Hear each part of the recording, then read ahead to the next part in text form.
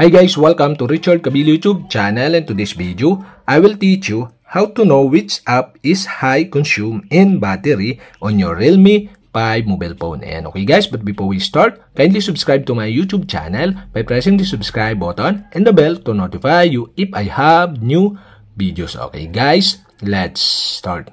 So okay guys, here in your Realme 5 mobile phone, you'll have to do is go to settings. In settings, scroll down and go to battery. Here in battery, okay, you can see here the phone battery usage. So you can tap this. And now you can see the app with high consume in battery. Okay, the first app is the system launcher. So 90% consume battery.